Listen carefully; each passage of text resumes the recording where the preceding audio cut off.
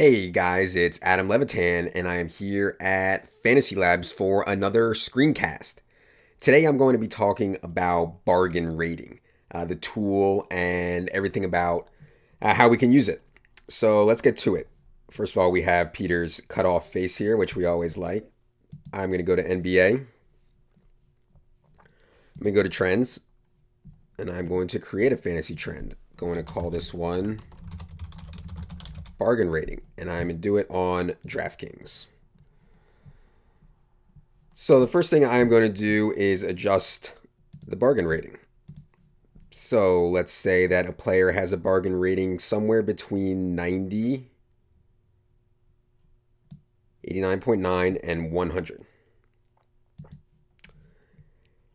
And I also want to add in a projection of points here because I want these to be realistic players that are in play. So I'm going to give this player a projection of at least 20 DraftKings points.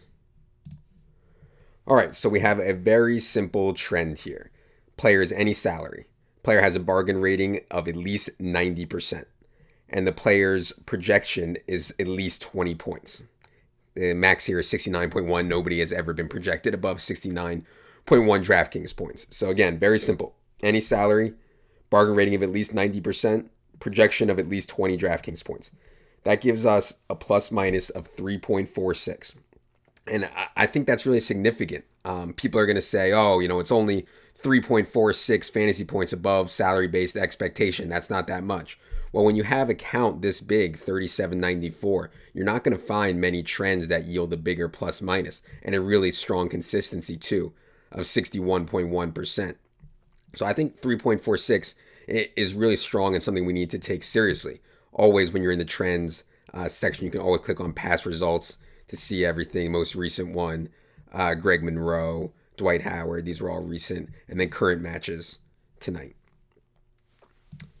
Okay, now let's flip it over the other way. Let's say that the bargain rating is somewhere between 0 and 10%. So now we go all the way down to negative 0.13 below expectation. So now we are on the wrong side of expected value. The other way we were 3.46 profitable. And I think we can expect to turn a profit just by using those parameters for bargain rating.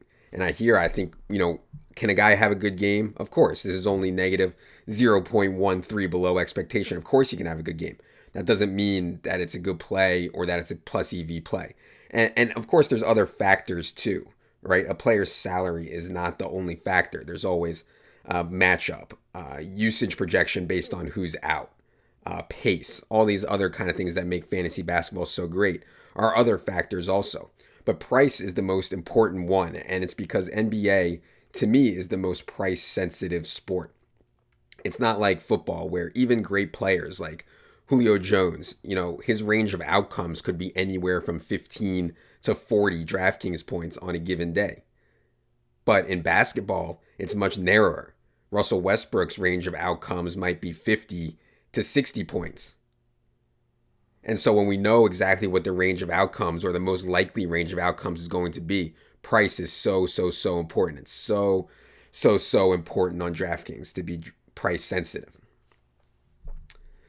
So based on this trend, I know that I want to have players with a good bargain rating, especially on DraftKings. And that's a point that I wanted to make, that the salary cap is so much tighter on DraftKings than it is on FanDuel. We can get away with maybe overpaying for a guy or two on FanDuel because the salary cap is so much looser. On DraftKings, every dollar counts. When they're moving up David Lee in 2 games, $1,600, that makes a big difference. It's harder to find quality, cheap options on DraftKings. Now, we're going to get to some guys that have a really good bargain rating on DraftKings and have had that all year. So now that we've established this, I'm going to go to the models. And today is Tuesday. It is about 11 o'clock in the morning Eastern time. One point I want to make about the models is I've gotten a lot of notes and people asking me, why is X guy's minutes projection or usage projection look off? And it's almost always because you're looking too early. Justin goes through, Justin is absolutely crushing the projections, but he doesn't go through and really massage them to a close to finalized point until 3 or 4 o'clock in the afternoon Eastern time. So these stats, the usage projections, the minutes projection, I wouldn't look at that stuff too hard until about 3, 4, 5 o'clock. One thing we can look at very early in the day is bargain rating. So I'm going to sort by bargain rating here, and we have Brook Lopez at 97%. So what this means is that he's 97 compared to FanDuel. He has a bargain rating of 97%, right? So if I clicked over to FanDuel here and I looked for Brook Lopez, he's at 4%, right? The inverse. So I'm going to go back to DraftKings.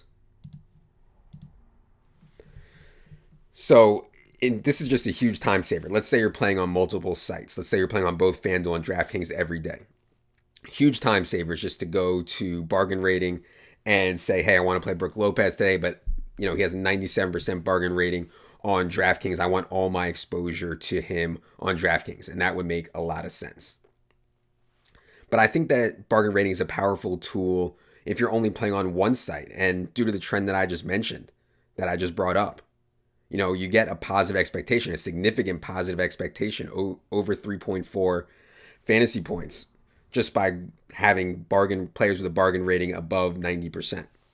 So all these guys in this range here are guys that I'm going to look at if they have a projection above 20. Mike Muscala here, yeah, he has a bargain rating of 90, but that doesn't mean that we should play him. I think people go overboard with bargain rating. They're like, I'm playing Mike Muscala tonight. He has a bargain rating of 90%. FantasyLabs told me so.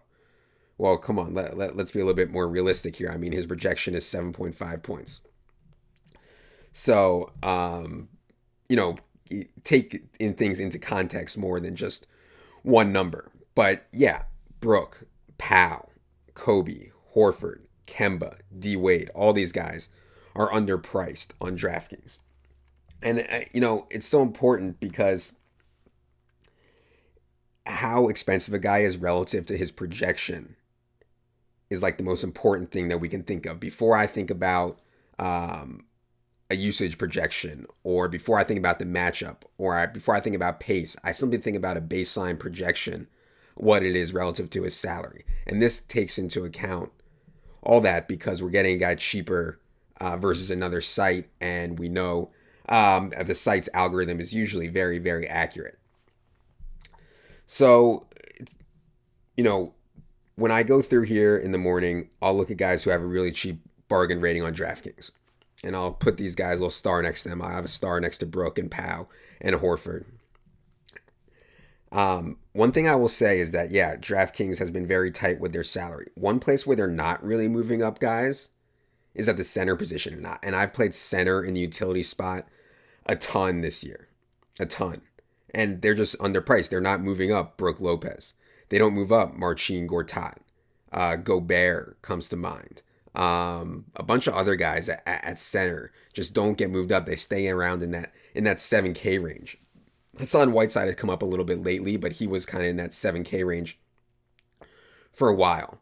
So a lot of these guys that come up high in bargain rating give me a clue of who I want to play in my utility spot too. And oftentimes this year it's been center. I mean, there's a lot of centers, and obviously there's only one spot on DraftKings. So the only way to get exposure to two of them is to play one in the utility.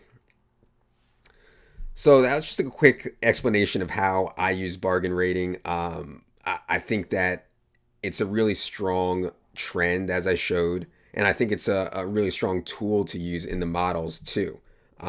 Justin has it in here in the fan model at 5 points out of 100. I think that's fair. I don't hate moving it up if you're making your own model, especially in DraftKings, where, as I mentioned, it's super tight.